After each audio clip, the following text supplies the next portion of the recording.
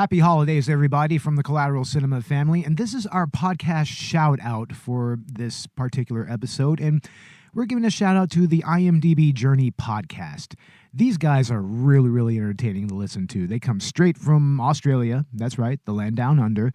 And they do a special type of series where they have other podcasts come on and do trivia or debate other movies and whatnot. And we would totally like to be on that show, by the way, guys. I mean, y'all should totally hit us up. And we really, really, really recommend that y'all check them out. You can find them on iTunes and wherever else you can find your podcasts.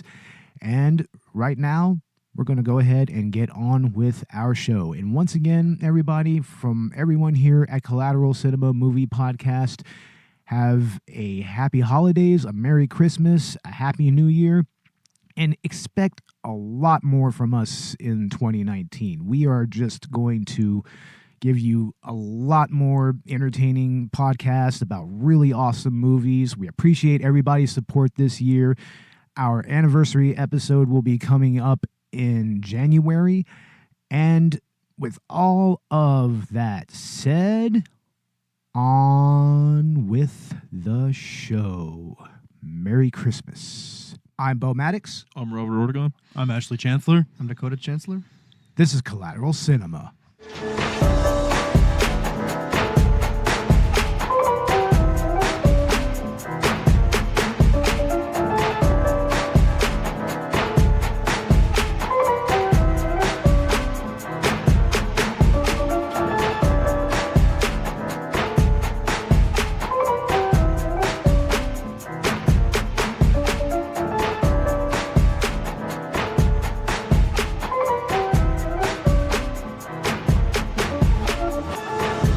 Welcome to Collateral Cinema, the only movie podcast that matters, where we focus on good movies, bad movies, and everything else in between in the world of cinema.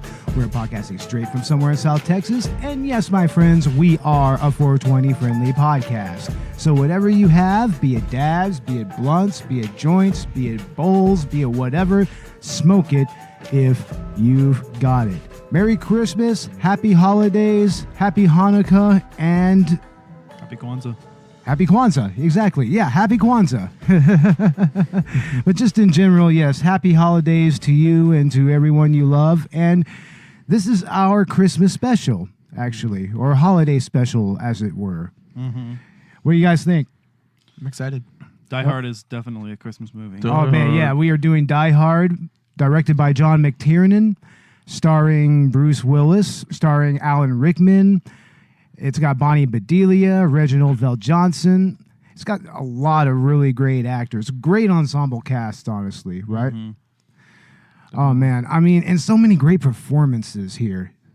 I mean, and that's what part of what makes this such a great action movie. Oh, yeah. Hans plays amazing. Alan Rickman.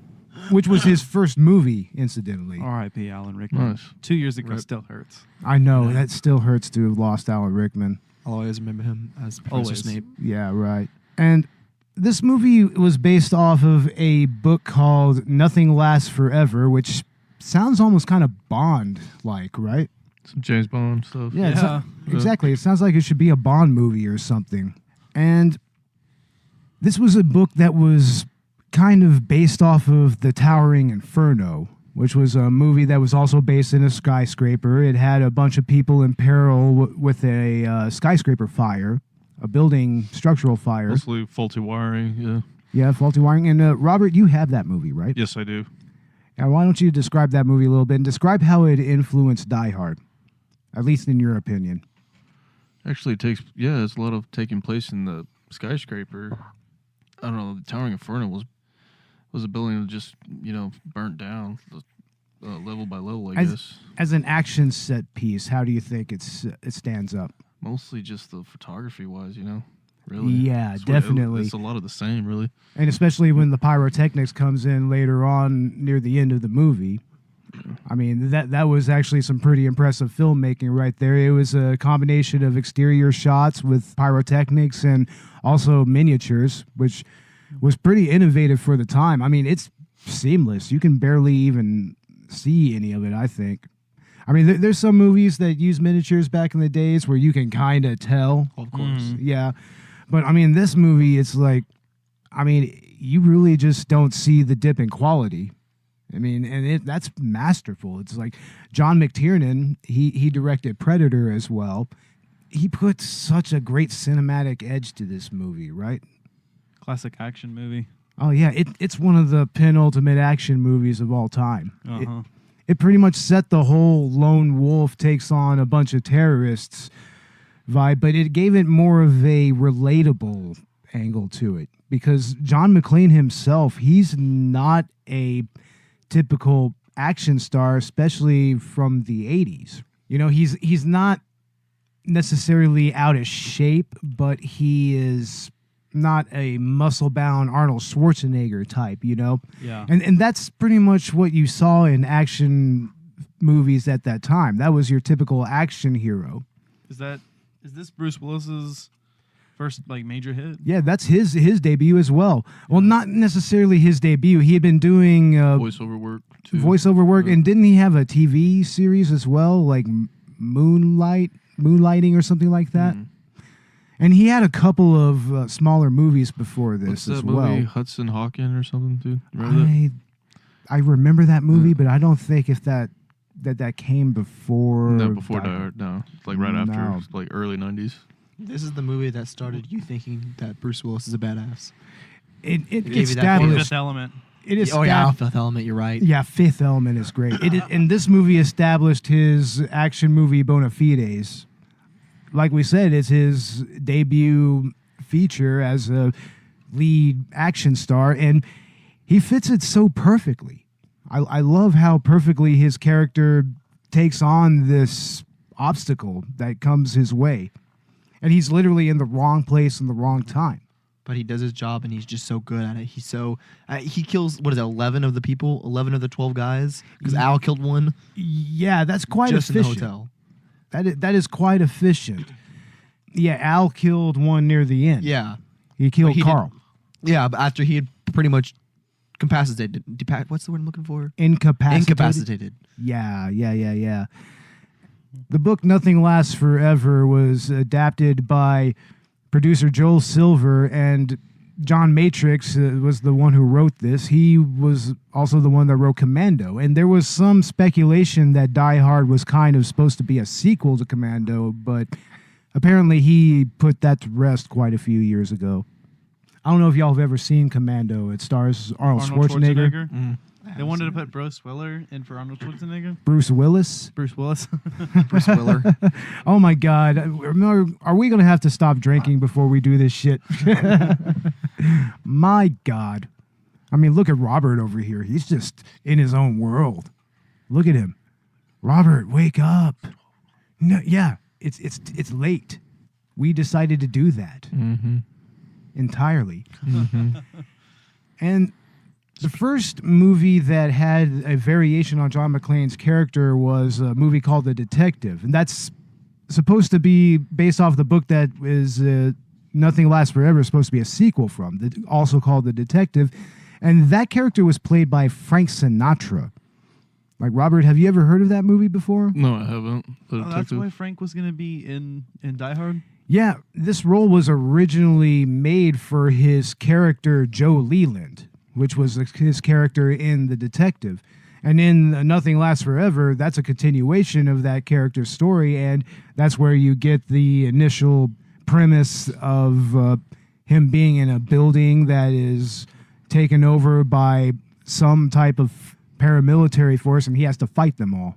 And yeah, Frank Sinatra was initially supposed to be cast as that character, but ultimately the movie was in production for quite a while, and ultimately he was just too old to go forward with it. They were trying to get everybody from Schwarzenegger himself to Stallone. They tried to get Mel Gibson. I think they even tried to get Don Johnson to do this role, but when they finally got to Bruce Willis, he initially, I don't think that he wanted to do it at first, but then he was eventually convinced to do this role, and I mean, we're all better for it. I mean, this is the quintessential action movie role and the quintessential Bruce Willis role. Yeah. I mean, let's face it, whenever you think of Bruce Willis, you think of John McClane. Either that or Corbin Dallas. Those are like his two main characters right there. You know, for being the first time I've seen this movie, I feel that way already. I like Red and Red too. True. That's an okay character, but to me, he feels like an amalgamation of Corbin Dallas and John McClane a little bit. Yeah. He kind of has that, but then again, that's probably just because that's how Bruce Willis plays those types of characters anyway, Yeah. right? Very funny, comedic, and intelligent, and just an overall badass. Remember the whole 9 yards, whole 10 yards too. Oh, Something like that? yeah, that's right. He Both was of in those. that, wasn't he? Those were cool. Yeah, they were pretty cool, actually. And originally, this movie had a even darker tone than it has, but the producer, Joel Silver, and McTiernan, they decided to kind of lighten it up and give it a bit of a kind of almost a jolly vibe to it. I mean, and you can kind of understand that, like, if you watch Alan Rickman's performance especially. I mean, he plays a perfect villain, but he's also very polite. He's very likable. He really only kills people when it's necessary for him to do so, according to his plan. And that's really because of how this was readapted from the original screenplay that was taken from Nothing Lasts Forever. Mm-hmm. Makes sense. And honestly, it's a better movie for it. It really is. Yeah. Honestly, it's what makes it so rewatchable is that, you know, you're not watching a bunch of straight up, it's not a body count movie. I mean, Yeah. only 11 people die in this movie altogether as far as terrorists are concerned, plus a couple of hostages. Yeah. So that's like 12 or 13 people tops. Oh, no. The FBI agents at the end, Right. they're also killed in the initial explosion. that Agent happened. Johnson and Special Agent Johnson, no Yeah, relation. No relation. Johnson and Johnson. A family company. But yeah, I mean, Bruce Willis was just perfect for this role. Yippee-ki-yay, motherfucker. Yippee-ki-yay, motherfucker. Mother cluckers. Mother cluckers. Oh yeah, The TV version. The TV version is infamous for having some hilarious edits and some hilarious stand-ins for profanity. Oh, yeah. Straight up, yeah, it straight up says mother clucker. That's hilarious. Let's get these I was monkeys just fighting about to say snakes off this Monday to Friday plane. Yeah, that's was another amazing. classic TV dub. Yeah, That's funny stuff. And then Samuel L. Jackson, he's in a later Die Hard movie. It's Die Hard with a Vengeance. Die Hard Yeah. with a Vengeance, yeah. And that's a great movie in its own right, but it's not nearly as much of a Christmas movie as this one, or Yeah. it's the second movie is. You know. Yeah. There are those who believe that Die Hard is a Christmas movie. Yeah, And there are those who are wrong. And we're going to get to that here in a little bit, but first we're going to go over the actual nuts and bolts of this movie in general, starting with the actual story elements. I mean, this movie got its story so perfectly spot on that, you know, it pretty much spawned so many imitators. Mm-hmm. There's a lot of Die Hard clones if you really look for it. I was thinking about a Skyscraper. Yes. That movie with, you know, The Rock Yeah, came out you're recently. right. Yeah, that Definitely. movie, definitely took themes from this movie. Looks like Towering Inferno and this, right? Oh yeah, he even Yeah. jumps out of the Shit. window and comes back in the exact same way. You know, And he gets out of the building and jumps back in through a crane. This one he uses a fire hose, kicks the window. You know, it's the same premise of Shoots and kicks. exactly. Right I from the would book. almost argue that The Fifth Element is almost like Die Hard in space, isn't it? Yeah. I've never thought about it that way. That's pretty In cool. in a way. Multi-pass. Multi-pass. Miss Mila Jovovich. Bless her heart. She is so awesome. And she, incidentally, she married the director of that movie. Oh, yeah? Yeah, while he was she was screwing around with him when he was dating Mae Wynn, who was the girl in the opera scene and who she was the blue alien. Oh yeah, yes, I Yeah. remember. Yeah, that was his girlfriend, and he cheated on her with Mila Jovovich. Fun fact of the day, Beau. God damn it! It's like, damn you, Luc Besson. But Yeah, I mean, what do y'all think is the best part of the actual story itself? Like, which elements do you think stands out the most to you? I'm not really sure. I've only seen this movie a few times too, but no man can live through an air duct. There Oh, it is. of There's course. the vent All those scene. vents and just the blades and catching his feet and shit too. Oh, yeah, it's He's terrible. barefooted the whole time.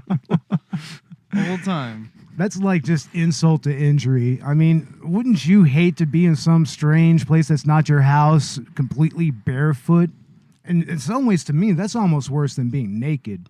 And all the motherfuckers. There's He that comments one on scene. the first guy he kills. Sorry, Robert. No, you're good.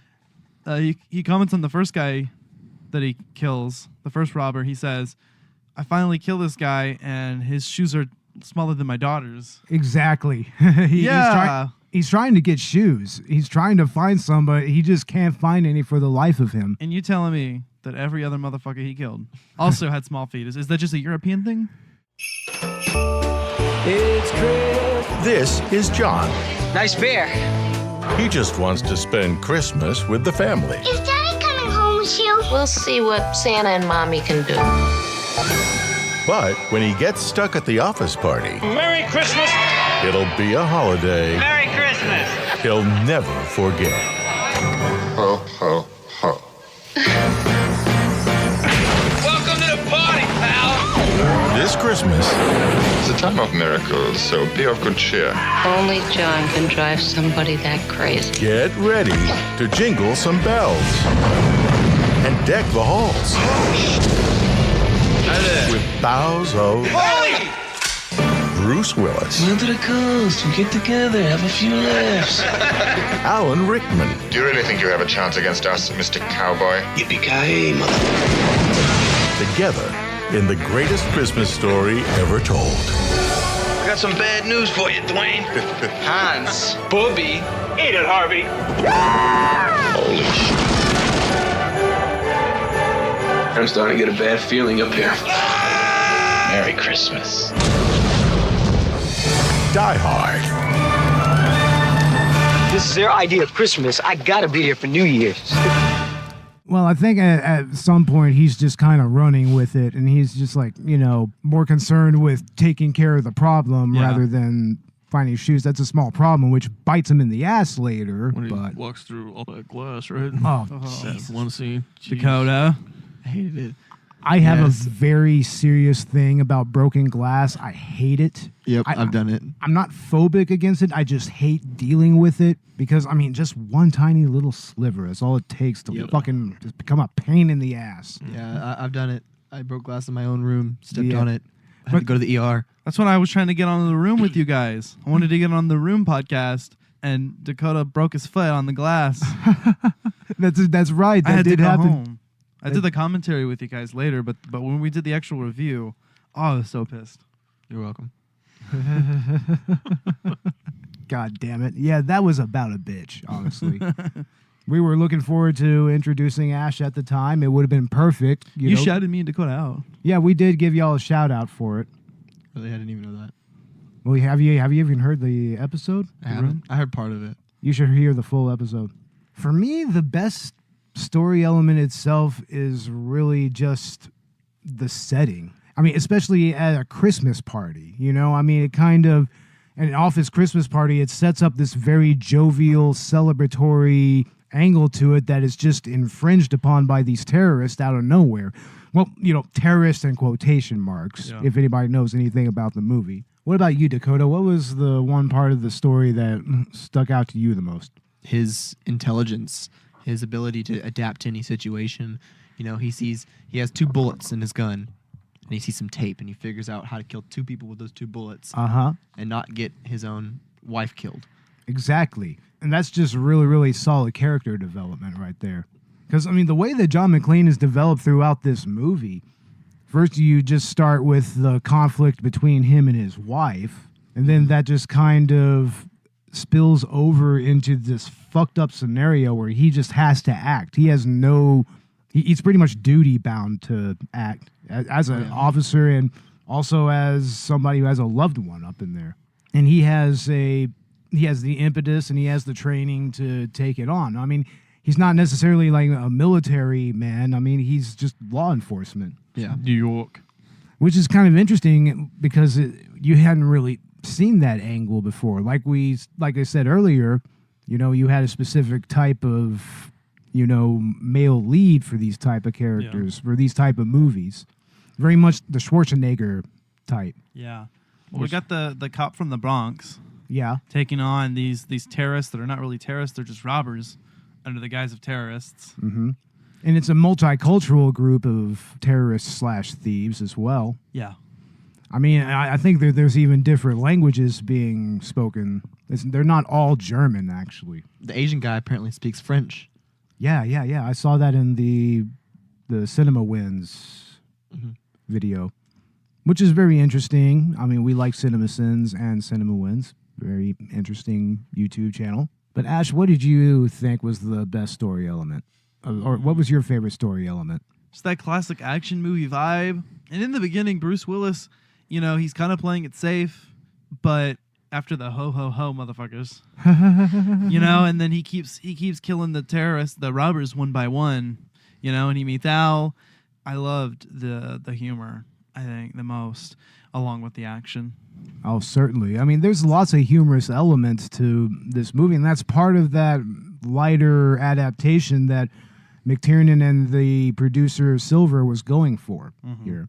I mean, honestly, I don't think that this movie would really work without those scenes or without a character like Argyle. Argyle's my man. My guy. Yeah, he is awesome. He's a great character. So is Reginald Vell Johnson's character. That's another favorite part. He's a well-written character, honestly.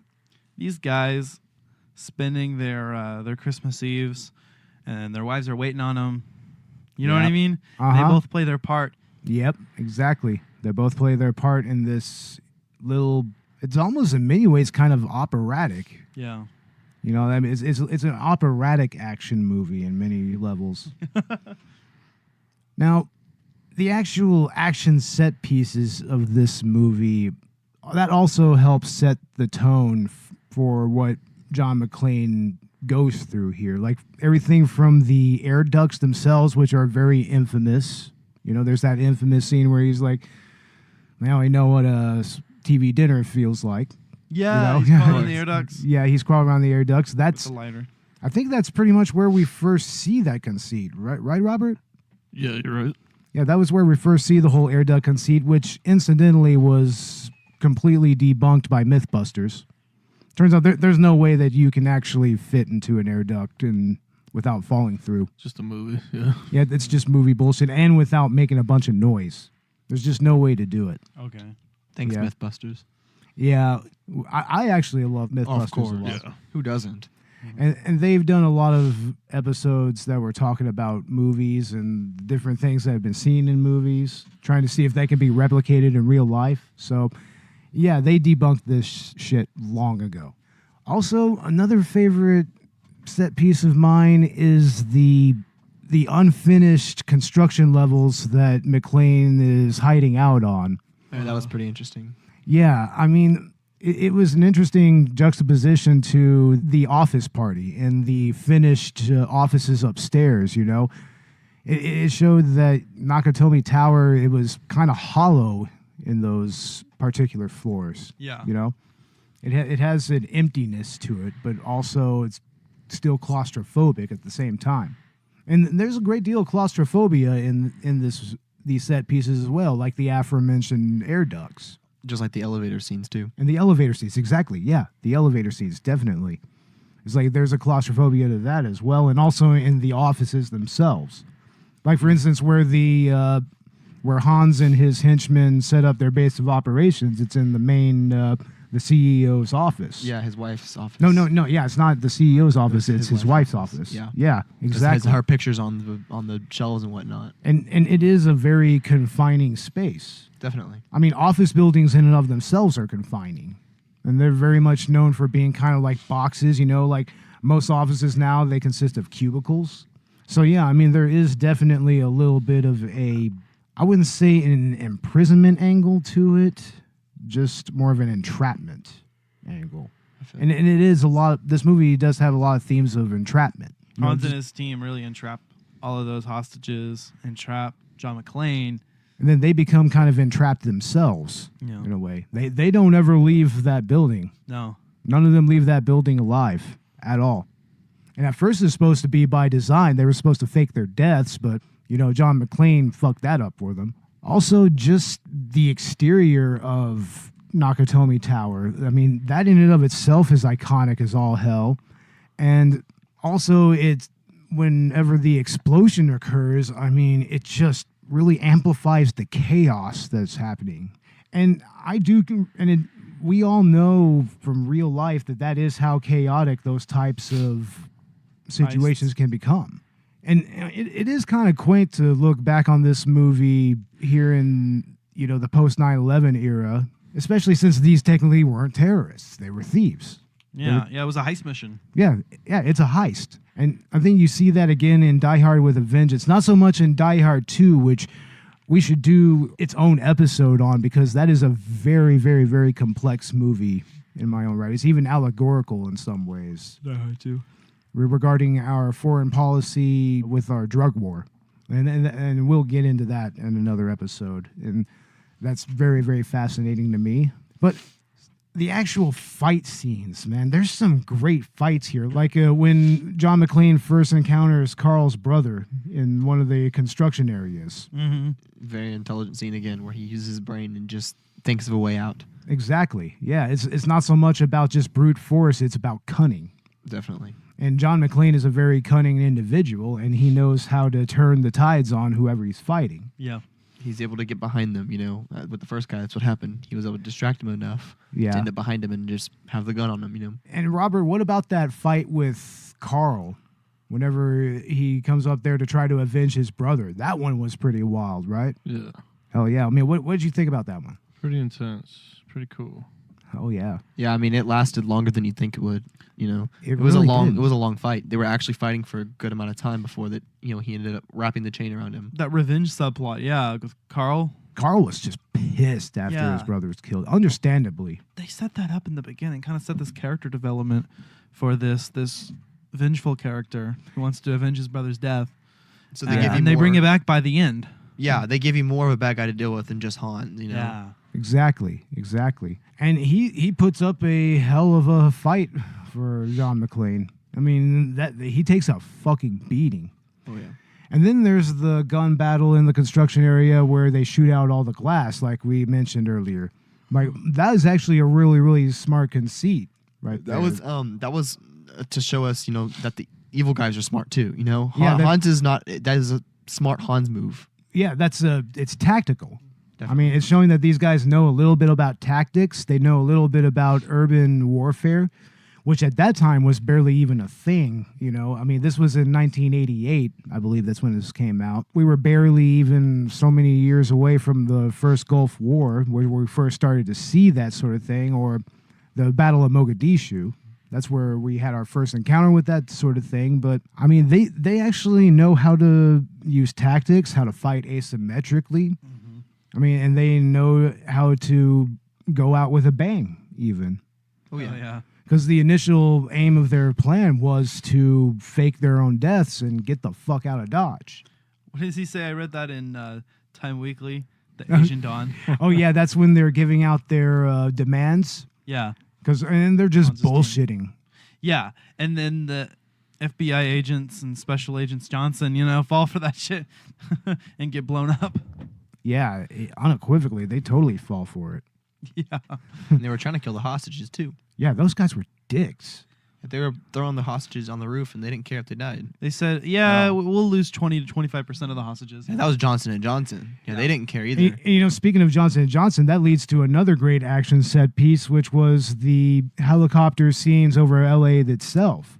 Oh, yeah, I know what you're talking about. It's like, yeah, I mean, that was really, really awesome how they did that, because they only had like a 3-hour window to do that scene. Seriously? Yeah, they did not have time. It takes a lot of time to coordinate a scene like that, and they had to literally slap that shit together and film it quickly. Wow. Mm-hmm. Yeah, because, I mean, they're taking up airspace in the city. Of course. I mean, so logistically speaking, I mean, this movie was quite a feat to pull off in many ways. I mean, especially on location at the Nakatomi Tower, which isn't actually called the Nakatomi Tower. I forget what it's called now, but people still stop by there. They try to take photos, but for the most part, the security, they pretty much keep people away from it because of that.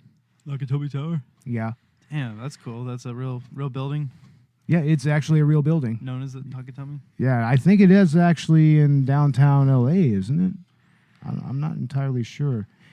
Yeah, Dakota's got the laptop here. He's going to be our fact checker. Hell yeah. IMDb up. Bring up that IMDb.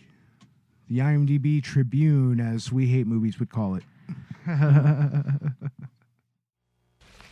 I wanted this to be professional, efficient, adult, cooperative, not a lot to ask. Alas, your Mr. Takagi did not see it that way, so he won't be joining us for the rest of his life. We can go anywhere you want us. You can walk out of here or be carried out. But have no illusions. We are in charge. So, decide now, each of you. And please remember, we have left nothing to chance.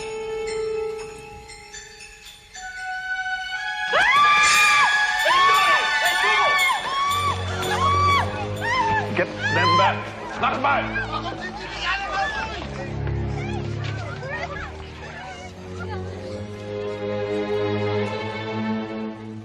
Now I have a machine gun. Ho, ho, ho. But yeah, we were talking about the humor in this movie. What is y'all's favorite humorous scene in this movie? Probably when he was in the air duct. Yeah, that's such a classic scene because he's just bullshitting to himself over this. I think all the scenes with Argyle.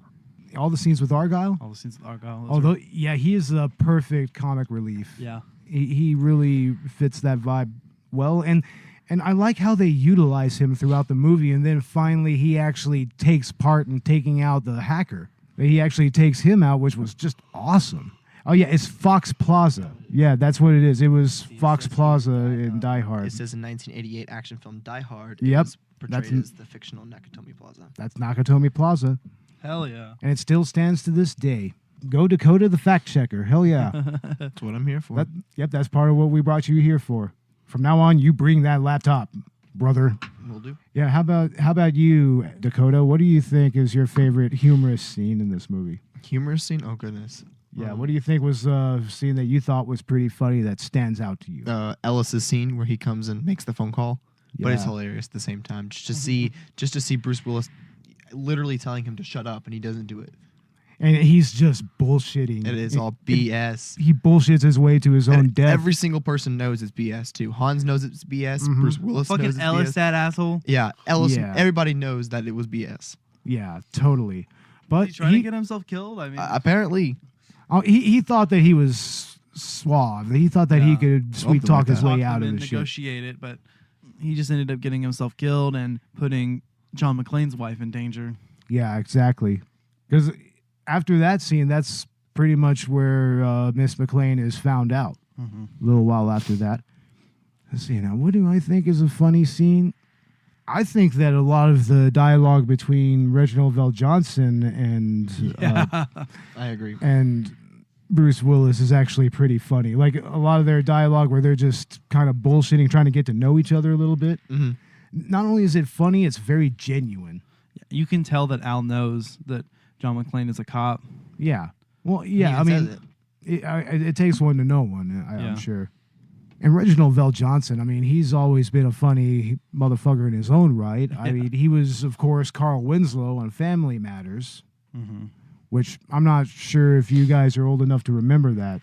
I never saw Family Matters. Either way. So, so y'all don't know about Steve Urkel, huh? I know about Steve Urkel. Jaleel White. Oh, yeah, Jaleel White, the man. I think it would be great if somebody actually cast him in something like an indie horror film. What do y'all think about that? Indie horror? Don't get me started. Not too bad. I mean, actors need to work, right? Yeah, and genre work is a pretty major thing now. I mean, pretty much any actor, if they really wanted, I think they could probably get some genre work if they really look for it. It just depends on what they want to do. Sci-fi, horror, Yeah, definitely. asylum Or films, whatever. thrillers, even just small, low-budget thrillers or horror. Yeah. Oh, yeah, definitely. And this movie has some iconic dialogue. Of course, yippee-ki-yay, motherfucker. That's the quintessential Die Hard line. But also, there's so many great lines from Hans himself. Yeah. You know, like, for instance, whenever near the end of the movie where he has John McClane's wife, and she's just like, you're just a common thief. It's like, no, I am an exceptional thief, and since I'm upgrading myself to kidnapping, you better watch what you say to me, or something similar to that effect. Yeah. It's like, his lines are just so perfectly delivered and perfectly written, Mm-hmm. and that's why he is definitely the best villain of the entire series, like, hands down. That's Goober. I can see that. I mean, he just oozes charisma from every frame that he's in, and Alan Rickman is a huge part of that. Agreed. Yeah, I mean, just to think that was his first movie. Same with Bruce Willis. That was their first movies, their first real movies doing real work. Yeah. And I mean, Alan Rickman, he became a legend after this. Same with Bruce Willis. Like I said earlier, I will always remember Alan Rickman as Professor Snape. Of course, there's an entire generation that'll remember him as Snape, like, unequivocally. The Potterhead generation. And he was in Galaxy Quest as well. Galaxy Quest. That one is so much fun. Is that kind of like what Fanboys is going to be? I don't know. Robert, you've seen Galaxy Quest? Yeah, it's great. It's a lot like Star Trek, a little bit. I'll be honest, I really haven't seen that movie. You haven't seen What? it? It's on Netflix. Nope. Star Trek parody. You got Tim Allen. You got You know what? Probably because it has Tim Allen, that's maybe stay away from it. But then again, it has Alan Rickman and it has Sigourney Weaver. Of course. It's So like it's Sigourney a, Weaver is... By grab Thor's hammer, I shall avenge you. It's a Star Trek parody, one just of like Justin Spaceballs. Long's first roles too. Spaceballs. Oh, really? Justin Long? Right. Justin Yeah, Long. that's You'll see him in Justin there. Long? Yeah. Oh, yeah. Right on. I remember him. Yeah, he was in that, wasn't he? Yeah, but Robert, what is your favorite line of dialogue from this movie? Like, is there a scene that stands out to you in any way? Yeah, when he's in the air duct and he's like, "Let's get together. Let's have a few laughs. Be together." You know. How about with the villains? How about the scene where Hans and John McClane finally meet face to face? That was pretty crazy, man. That dialogue, just the way that Alan Rickman gave that American accent, and just how John McClane knew that he was a terrorist just by looking at his watch. I mean, that was perfectly written, and the dialogue there is, I mean, if you want to stay alive, stay with me. That's another iconic line of dialogue, and that comes from that scene. Yeah. Yeah. My favorite dialogue, I think, was when Theo was talking to, when he was singing in the beginning, kind of. Oh yeah. Joking around. Well, no, he wasn't singing. That's right. He was telling like a story, like a broadcast. Oh yeah, that's right. And he's talking to the guy, and then he shoots the gun. He says, "Bam!" That's just such a good scene. That he's such a good character. 'Cause he's so funny the whole time. You know? Yeah. Incidentally, that character, his actor, went on to play Balrog in the Street Fighter movie. That's why she said something about that. Yeah, which is awesome. I love that movie. I mean, there's a lot of people that think it's shit, but I'm just that in the Mortal Kombat movie is such a perfect double feature that, I mean, I want to watch those two movies here pretty soon, actually, if y'all are down. We're going to do Street Fighter or Mortal Kombat definitely on our gaming podcast. That'll be something to look forward to. Now, there's kind of a dual tone to this movie. Like we said, it's very lighthearted, but the violence in and of itself can be pretty, not necessarily graphic, but there's some gruesome stuff there. Yeah, I think this movie did a really good job with blood, for instance. I think they had the right amount of blood, not like too much where you're like, what is this? Is this one of these crazy Japanese movies? Yeah, but it's not like too little blood that it's unbelievable. So they had the right amount. It kind of made you, believe what's going on. Yeah, you need to watch your anime. I need to watch my anime. No, Dakota. Dakota. Beau and I, we watch our anime. For the most part, I need to watch more anime. Honestly, I've slipped off on it a little bit. Don't start there.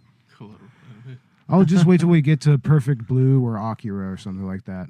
Akira. Yeah. Yes. We can do Akira. I would love to do that movie. There's a lot of things to discuss there.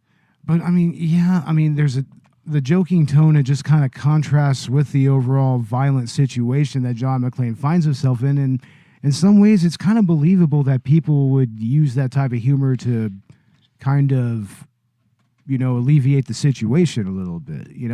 To me, that's what makes it the most relatable. Yeah. That's what makes John McClane relatable. Even in some ways, the terrorists themselves are kind of relatable. I mean, like you remember when the one Asian dude, he takes his position and he's at the snack bar and he just really quickly grabs a Nestle Crunch? Yes.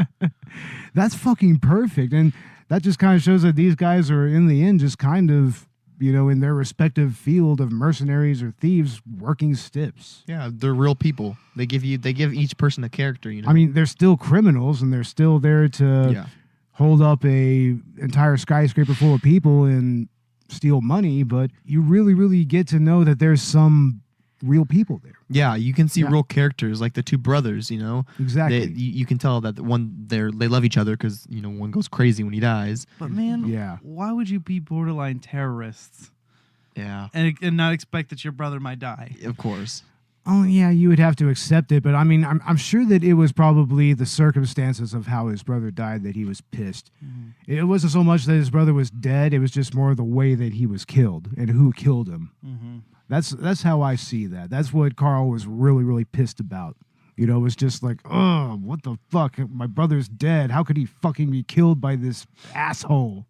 And I can kind of get that a little bit. Yeah. But the other thing that elevates this movie above all else is the score, which is very interesting because there's definitely Christmas music in this movie. Once again, we'll be getting to that here shortly. Christmas rapping.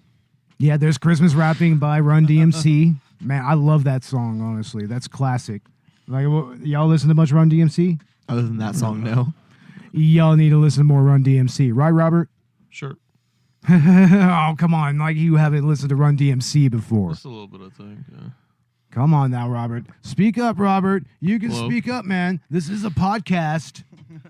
I'm sorry. I thought that this was a podcast or something. I thought this was America. This is America. You're tearing me apart, Lisa. You're tearing me apart, Robert. Damn it. Vote Donald Trump. Oh, my God. What? See, this is what we have to deal with here at Collateral Cinema. All right, Robert, why don't you go step out the door? Yeah, I think you need time out. No, we're just playing, ladies and gentlemen. Guys, what did we tell Sarah when we kicked her skinny ass out of here? Oh, yeah, just go home, Sarah. Go home, Sarah. Go home, Sarah. Go home, Strike Sarah. 3. Strike 3. Go home, Sarah. No, Sarah's cool. She's from our work. She was hanging out in the behind the scenes, but she left before we started recording. Yeah, she had to leave. I guess she was bored. It's like, we're not here to entertain you, Sarah.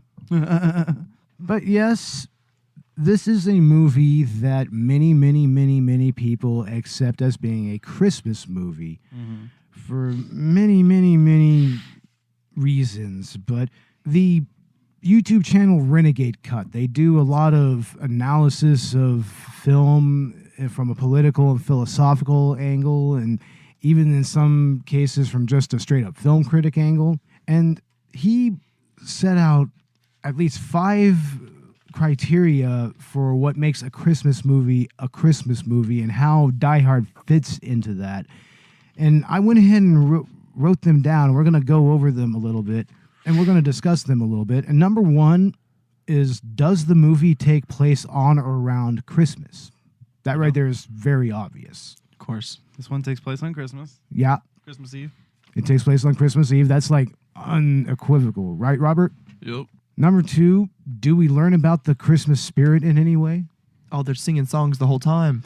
Yeah, but does the story itself lead you to some type of understanding about Christmas and what Christmas is about? Well, a good ending in the movie, obviously. Ash, do you think so? No. You don't think that it actually has anything to say on that level? But the Christmas spirit? I think it's just a classic action movie, bro. Yeah, it doesn't really get into anything like that, just story-wise. Yeah. So that is kind of a mark against it. And I mean, incidentally, that's where Renegade Cut said, yeah, no, it's not. You know, you don't really learn anything about Christmas. It's not even really about Christmas in any way. But it's the quintessential Christmas movie. Yeah.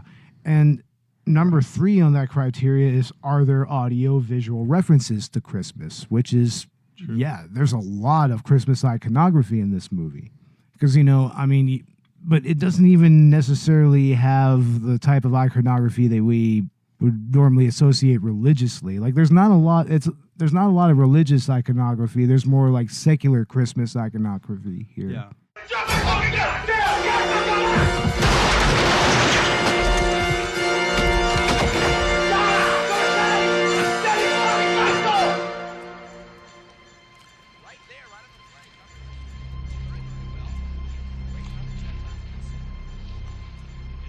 Oh, the hell is this?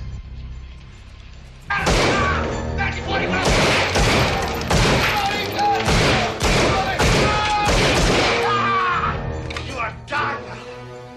No more table. Where are you going, pal? Next time you have a chance to kill someone, don't hesitate.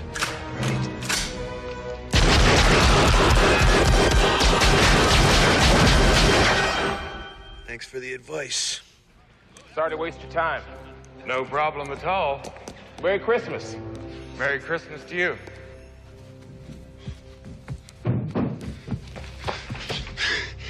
Oh, the weather outside is frightful. Dum-da-dum, delightful. For the love... 8 Lincoln 30 to dispatch. 8030, go ahead. Yeah, that's a wild goose chase over here at Nakatomi Plaza. Everything here is okay. Over. But nobody has no place to go. Let it snow, let it snow, let it snow. Damn, God, everything is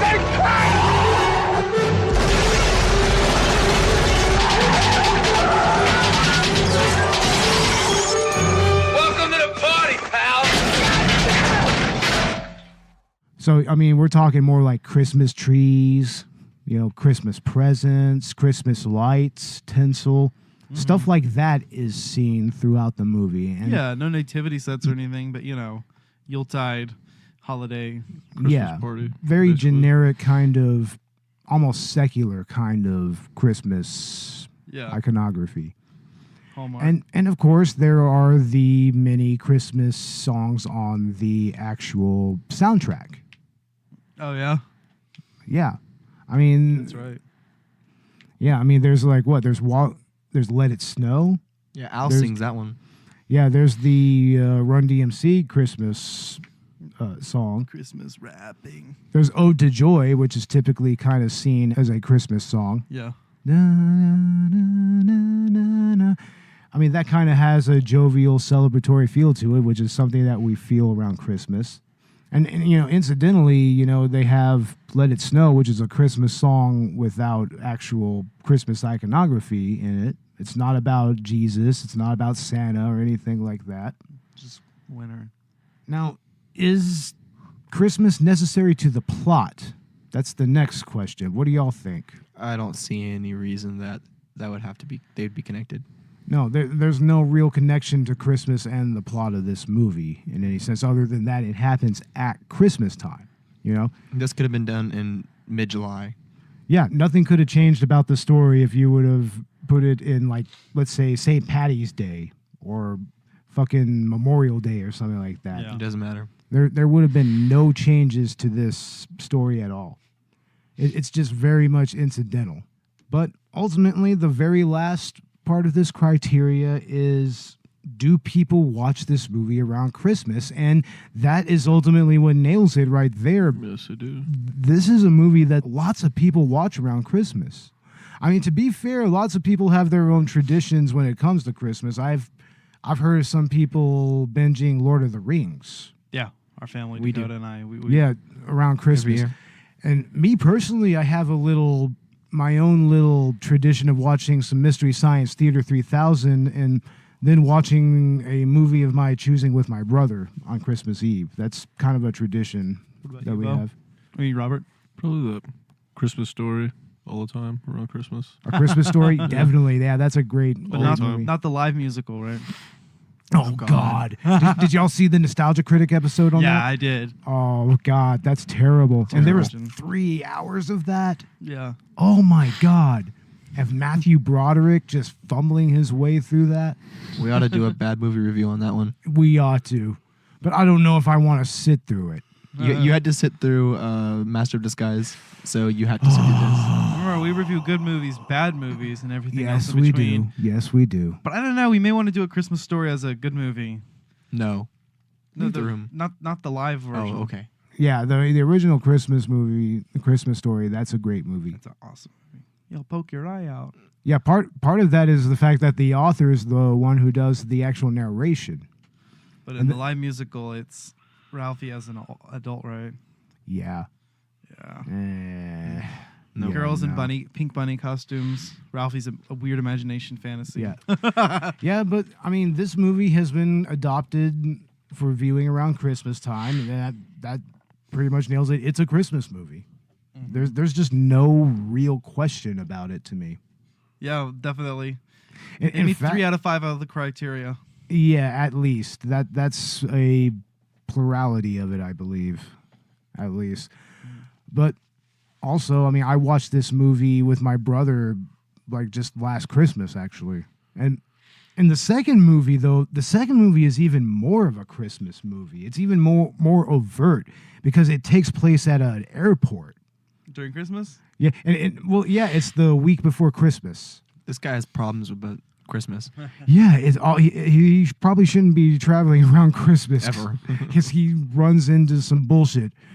But that doesn't happen in Die Hard with a Vengeance, though. It's not Christmas time around that. But it's got Samuel L. Jackson, motherfucker. Oh, yeah. Samuel L. Jackson. But, I mean, Die Hard 2, like I said, that's going to get its own episode. It's fantastic and insightful in many, many, many different ways. But, of course, the biggest part of what makes this movie what it is the cast.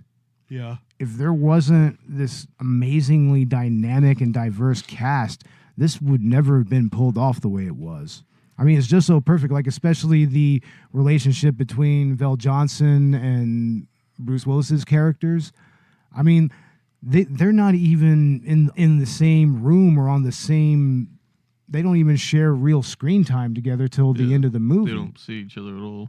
But they've been talking the whole time. Yeah. Exactly. They know each other pretty much in and out by the end of the movie. And I mean, that's just very much how Vel Johnson and Willis played those characters and played their relationship. And I mean, to me, they're like two of the most compelling characters other than maybe Hans himself in this entire movie. Yeah. I mean, we got Bruce Willis's first movie, Alan Rickman's. Bonnie Bedilia, apparently, is Mrs. McClane. Bonnie Bedilia, and she was perfect in it, but there's been a lot of criticism about how she's essentially just a damsel in distress, more or less. I mean, she supports her husband the whole time, though.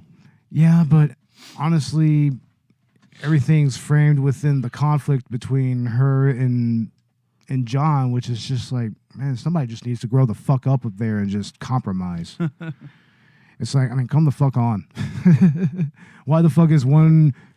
You have a married couple and the husband's going to live in New York and the wife's going to live in the other coast. What's up with that? And they had to make a spare bedroom for him? I don't know. I have no idea. They give up on their marriage? It was... They were separated. Yeah. And it was seen as just a separation so that Miss McClane can go and pursue her career at Nakatomi. Uh-oh. Silence. That must mean we're watching the movie on a screen. That's right. We have this movie playing in the background as per Collateral cinema procedure. And we get lost in the silent movie that's playing underneath all of this. And you see, look right there. There's a goddamn tag right there that says half of Merry Christmas. Yeah, I was wondering about that. Did Bruce Willis put that in there? I don't know. Did he paint it? I don't know. I mean, this area is all under construction, so it could have been anything. It could have been just tagged, for all we know, by some construction workers. Yeah, just some people just slacking off, just bullshitting. Exactly. Now, I think that we should definitely talk about Alexander Godunov, he was the guy who played Carl. Oh, yeah. And like we said, he was pretty much like the second villain of this movie. Yeah. He was the big brute guy where Hans is the more intellectual one, you know? And then there's that whole revenge angle that's brought up whenever McClane kills his brother. Yeah. That makes him very compelling. Yeah, the first person that McClane kills is his brother. Yeah. And that sets up this character arc with Carl, where he's seeking revenge. But of course, you know, you're on John McClane's side. But even then, he's still like, we're both professionals, so let's handle this professionally. Yeah, and you almost sympathize for Carl a little bit, you know? Yeah, you feel for him a little bit. I mean, like I said earlier, I mean, he was obviously a lot more angry at his brother for being killed the way he was killed more than because he was killed. But even so, it's like, yeah, you had to feel for the guy. And, I mean, it was only right that he would fight McClane, but you knew that he wasn't going to survive. Yeah. Just by the function of the story itself. I mean, you just know that that's not going to be the way things work out for him. Definitely. And Robert Davi and Grandel Bush, those are the guys that played Johnson & Johnson. Yeah. They were fantastic. And Bush is actually the guy that played Balrog, not the guy that played the hacker. Actually. Oh, really? Yeah. Okay. Yeah, I just now realized that. Once again, our research department guys, I think we all need to look at Dakota. Oh God. Let's go. Let's blame Dakota for it. Like, where's our fact checking, bro? I'll blame Dave. He's not even here. Yeah, Jesus Christ, man. Get to work. Now, what'd y'all think about Reginald Vell Johnson in this movie? Yeah, he was the best, dude. The dynamic between him and John McClane throughout the whole movie. I mean, he goes into the Nakatomi building, and at first he dismisses it, and then they start shooting at his car. And you know what I thought was weird is that originally when John McClane calls them via the radio, they're just like, they're kind of being assholes about it. They're just like, this is a secure line. Yeah, but dude just said there were 6 terrorists. He says something to the effect of, does it sound like I'm ordering a motherfucking pizza? Yeah. I mean, yeah, I would yell at those people as well. Why didn't they take that seriously? Aren't they supposed to always send like a whole squad of cops? Well, I don't know. To me, that's kind of a movie. It's a movie convention more than anything. When it comes, it's movie policing. Yeah, you know, that's its own area of tropes in its own right. Fuck the police. Yeah, straight out of Compton, right, Robert? Straight out of Compton. Sitting over there in your own world, straight just out be of like, San Antonio. Don't mind Straight me. from the underground. Don't mind me. Yeah, just don't mind Robert. Don't mind me at all. Yep, he's starting his Christmas break already. Isn't that right? He already has the beer. He already has the bud. He already has the food. No comment. No comment. Yeah. He already has his whole setup ready to go. Right, Robert? Right. I'm sorry. I've got to bust some balls here. You know. I mean, we don't do enough ball busting on this show, apparently. So Looks like it. And Robert's on trial. Robert's on trial. You're on trial, Robert. You're going to be lynched. We bust your balls, Robert. We busted your balls, Robert. Who's your daddy? Dana Carvey's not my daddy. Dana Carvey's not your daddy? Are you sure? I don't know. Has anybody seen him in a while? I don't know. He seems to have disappeared, and rightfully so, after that fucking movie. How is it that, are we going to talk about Master of Disguise every single time? No, I don't know, man. It's like that movie's so traumatizing that it keeps rearing its ugly head into this podcast. I mean, we'll always talk about The Room and make Room references, but Yeah, Master of Disguise, I don't know. It was just so terrible. It's easy to quote. Just wait till we get to a worse movie. We'll have so many on our plate, we don't know what to do with them. Oh, my God. So, my God. John McTiernan, has he done anything else? Directed anything? Oh, yeah. John McTiernan, and he's directed a lot of movies. Didn't he do Hunt for Red October? Or is that somebody else? Robert? Was that with Sean Connery and like one of the Baldwin brothers? Yeah, that with Sean Connery. Yeah, I think so, right? Yeah. I want to say that he directed that movie. He also directed Predator. Yeah. Oh, really? Yeah, he directed the first Predator movie, which was so badass. It's such a quintessential 80s movie. I mean, yeah, of course, there's problematic elements to it, but I mean, it's got Carl Weathers and all of them, and fucking Jesse Ventura. Jesse Ventura. Oh shit, that's right before a year before Die Hard. Yeah, a year before Die Hard, exactly. And it shows, honestly. I mean, Predator is a pretty action-packed and cinematic and structurally sound film, really. Another really good action movie that is, set apart for its time. And it has the sci-fi elements to it and a little bit of a horror element to it. Remember those old Mickey Rourke movies? Oh, Mickey Rourke. That kind of reminds me of this a little bit too. Oh, really? Which movies were they? Like stuff in like '86. I forgot what that was. I remember like Danny Terrio being in one of them. Oh yeah. Like when he was his bad guy, now it's his reverse, vice versa. Danny Terrio's got the lead roles now to his Mickey Rourke. It's fucking funny. Damn. Mr. Mystery Guest. Are you still there? Yeah, I'm still here. Unless you want to open the front door for me. No, I'm afraid not. But you have me at a loss. You know my name, but who are you? Just another American who saw too many movies as a child? Another orphan of a bankrupt culture who thinks he's John Wayne, Rambo, Marshall Dillon? I was always kind of partial to Roy Rogers, actually. I really like those sequin shirts. Do you really think you have a chance against us, Mr. Cowboy? Yippee-ki-yay, motherfucker. Well, I mean, like we said at the beginning of the episode, there are a lot of clones of this movie, and that's no difference right there. Also, I mean, the Under Siege movies, those are definitely Die Hard clones. Dark Territory, yeah. I mean, there were a lot of other weird little one-off movies that tried to be Die Hard.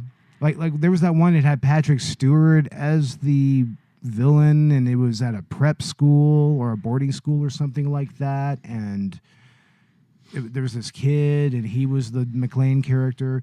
Like, I don't remember what it was called. I don't even know if it's on DVD or anything like that, but it's pretty much just Die Hard at a boarding school. Yeah. Now, what movies do you guys consider holiday movies that otherwise wouldn't be holiday movies? Wow, that just completely killed the fucking room. Jesus Christ. What? I mean, y'all guys had to think? Really? Y'all had to think about that? What about Gremlins? Gremlins is definitely a Christmas movie, but that's a little more outright. I'm talking about a movie that you would watch that wouldn't normally be considered a Christmas movie. Home Alone. Friday After the Next, mostly. Friday After Next? Yeah. See, that's a good example right there. There Home you go. Alone is a Christmas movie, Dakota. Yeah, but it doesn't need Christmas. It does need Christmas. Yes, it does. That's the whole premise. They left for Christmas. The kid would still would have beaten those guys. Don't worry about it. Even so, it's still a Christmas movie. I disagree. This motherfucker's going to disagree that Home Alone is not a Christmas movie? It's a Christmas movie? What the fuck? It was Christmas twice in Home Alone. Yeah, there were two of them. And Donald Trump was in the second one. No! Why would you ever say something like that, Beau? Oh. It's as bad as quoting Master of Disguise. Oh, God. Oh, God. Honestly, I want to make a tradition of watching The Room around Christmas. Great idea, Beau. Yeah. I mean, I think that actually is a movie that for some reason has a holiday feel to it. It's a great idea, Greg. It's a great idea, great. But once again, we're just shoehorning The Room into our podcast again because we just have lots and lots of love for that movie, and it's never going to end, folks. Great Hollywood movie. We make movie. That's right, Greg. We make movie. I was blind, Beau. But what are y'all's favorite outright Christmas movies? Jim Carrey's Grinch movie. That's a pretty okay movie. I think Ron Howard could have directed that a little better. I think is a little. But come on, Jim Carrey's performance. Yeah, his performance is fantastic. It's so funny that I didn't want to accept that they're going to do another Grinch movie, but I respect Benedict Cumberbatch quite a bit, so yeah, I'll watch the new one. But Jim Carrey's performance is going to be hard to top. Yeah, it's because he still retained the asshole nature of the Grinch. Yeah. Well, let's face it, the Grinch is just an asshole. Yeah. But I mean, eventually he learns his lesson. So he becomes more of just a straight dick. Yeah. That's what a dick is. A dick is an asshole who learned his or her lesson. Yeah. My favorite Christmas movie is probably The Polar Express. Polar Express, really? The animated Tom Hanks. one? Yeah, Tom Hanks. Okay, I'm gonna just say, beautiful. no love for Jingle all the way. Put the cookie down, Jingle all the way. Turbo Man. Turbo Man. No love for that movie from you guys? Were you even alive around that time? That was 96, man. That was Oh, god damn it. 97. Maybe 98. Arnold Schwarzenegger, Sinbad. Yeah. Oh, Phil Hartman. Phil fucking Hartman. What is wrong with you two? Never seen it. I'm mad at you two for being young. Turbo For being Man. too young for this shit. Get your Turbo Man action figures. I'll stick to Polar Express. Polar Express. I grew up on that movie's movie. creepy though. I grew up on that Maybe. movie. That Tim movie's Allen's. creepy. Tom Hanks looks like a creepy robot evil thing. Yes, It's but- uncanny. But don't let the hot chocolate cool. Oh don't let it god, cool. that movie is frightening though. Tim Allen's Santa Claus, the original one. It's pretty cool. Yeah, but nobody cares about Tim Allen. No, not anymore. Not anymore. Fuck Tim Allen. That's after Home Improvement. Yeah. Just, yeah. The Santa hell? Claus, it's like, I don't know. Now it's Kurt Russell blaming Santa Claus. Now that's a Santa Claus that I can get behind. Right there. That is a Santa Claus I can get behind. Or how about Jack Skellington? Nightmare Of Before course. Christmas? Yeah. I totally forgot about that. Yeah, He's that's a the Christmas greatest movie. Santa of all time. I want Christmas to be like Halloween. Sounds great to me. Sounds awesome, right? That would be great. That'd be amazing. I mean, if Christmas was just second Halloween. Just So like do that we still get candy? Tales from the Crypt course. episode. Oh yeah, the Tales from the Crypt episode. That is actually a great Christmas episode. Pretty crazy. Now, how about Christmas episodes of television shows? Like, do you Psych. Psych. Yeah, that's a good show, and that has some good Christmas episodes. Good Christmas specials. Good, Yeah, amazing they have a things. few episodes. Well, they'll do up their opening song with Yeah, they'll change the Christmas theme with and- the yeah. jingles behind the background. Oh, what Love about Psych. Black Christmas? Oh, Oh yeah, Oh, or, Christmas horror film. Doctor Who has some good Christmas specials. Yeah. I always was partial to the Futurama Christmas episodes with the evil robot Santa Claus. First played by John Goodman and then played by John Castellaneta, I think. Like, I mean, those were some funny episodes. you know what's funny? Is like Christmas with the Bundys, right? Oh shit! Cranks.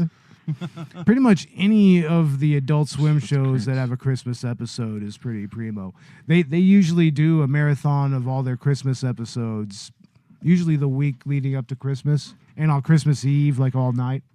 Christmas, like Nickelodeon specials were great back then, like watching Hey Arnold Oh yeah. on Christmas. Also, the Rocco's Modern Life Christmas episode was great. That was a lot of fun. I love that one. I have that series on DVD, and that's a badass episode. And also, Mystery Science Theater did a movie called Santa Claus Conquers the Martians, which is kind of a holiday classic in its own right. Yeah. And oh my God, y'all should see this movie. It's fucking great, man. Yeah, Santa Claus goes to Mars. The Martians all look like green men. There's a Martian that looks an awful lot like Friedrich Nietzsche, and he's an asshole. He's got the mustache and everything. It's like, yeah, that's fucking a great episode. Well, Beau, I hate to say it, but I'm speaking for the crowd here, but now Die Hard is my favorite Christmas movie. Definitely. It is the best Christmas movie Yeah. ever. This is going to be a tradition from now on. Yeah, watch that and then the second movie, back to back. Sounds good. And then watch The Room. Without a doubt. I was like, last. Yeah. What was it you said to me before? Yippee-ki-yay, motherfucker.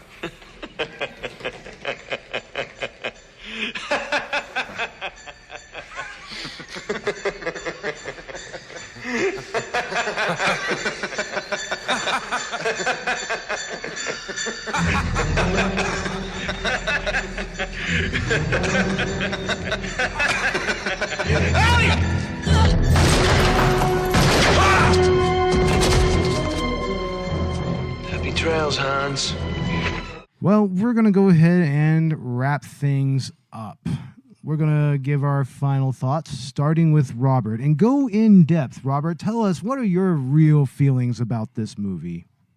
I really didn't get to see it that much. I've only seen it twice, really. You've only seen Die Hard twice? I've seen this movie dozens of times. This was the first R-rated movie I haven't ever even seen watched. the second one. This would be like the I grew fourth up on the third one, and then it started from there. You know. Oh, I see. Like, really? I see.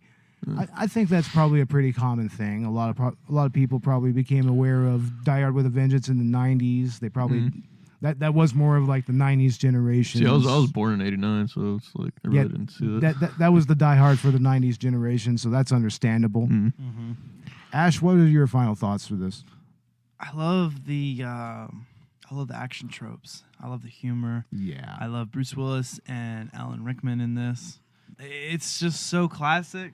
You know, even with some minor continuity errors with the shirt that Dakota kept pointing out. Oh, that's right. We didn't even get into the shirt. Someone explained to me why in one scene he has a white wife beater and in the next it's green. Forest green. Tortoise green. I don't care what color. It's green. And then he's shirtless. And then he's shirtless, which out of nowhere. It's supposed to be dirty, man. Symbolizing his journey. Yeah, it symbolizes his journey into gaining his wife again. I don't know. And killing terrorists. All right, Dakota, what are your final thoughts? Well, besides the terrible continuity issue, I really appreciated the connection between Hans and Bruce Willis's character. Yeah. They shared this connection. They'd never seen each other for the first good 2/3 of the movie, but for a while they're talking over the radio, and so they learn each other's character instantly, you know. Yeah. And it's really cool to see not only Bruce Willis do it, but Hans to come back and do the same thing. Yeah, definitely. And it's almost kind of sad to see Hans go at the end, right? Of course. You sympathize for him almost. Yeah. And fun fact, in that final scene where Hans dies, they were counting down for Alan Rickman when they were going to let him go.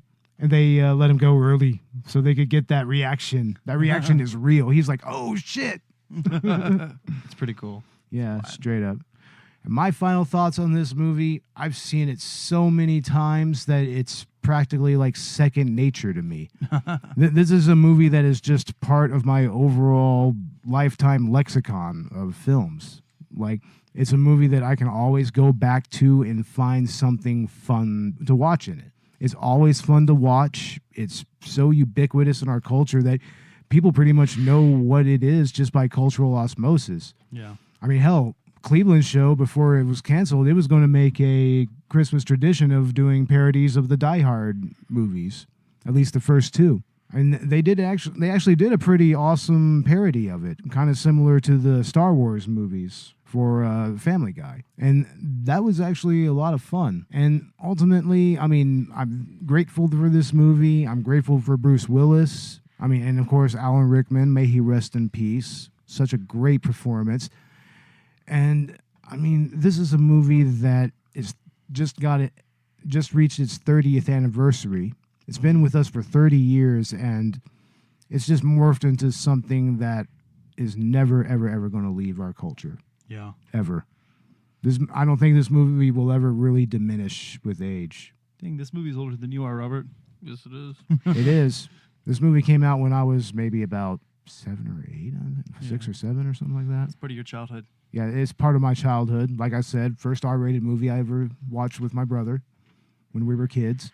And yes, we obviously recommend this movie. Watch this movie. Have fun with it. And definitely watch it around Christmas. Definitely. Right, Robert? Yep. With your family and friends. Yes, watch it with your family. Watch it with your friends. Watch it on Christmas Eve. It is perfect. Well, that about covers everything. You can find Collateral Cinema on iTunes, on Spotify, on Stitcher, on Google Play, on YouTube, on WordPress. We're on Tumblr. We're on Chill Lover Radio, of course. Lofty Radio TV. We are on Patreon. And pretty soon we're going to be on Mixcloud and SoundCloud and Anchor. Hell yeah. Yeah, that's going to be really, really awesome. Hopefully after the first of the year, once everything is set in stone. And you can also get our movie commentaries off of our Podbean Patron account. You can find that on the little icon on the Podbean app. It says rewards. And ladies and gentlemen, I'm Beau Maddox. I'm Robert Ortegon. I'm Ashley Chancellor. I'm Dakota Chancellor. And Collateral Cinema is out. Yippee-ki-yay, motherfuckers. Yippee-ki-yay.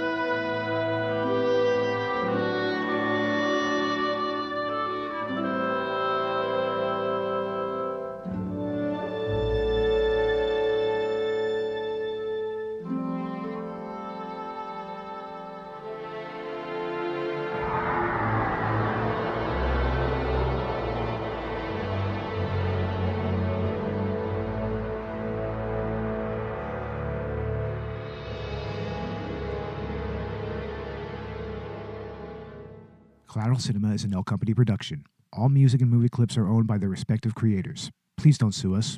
We're poor.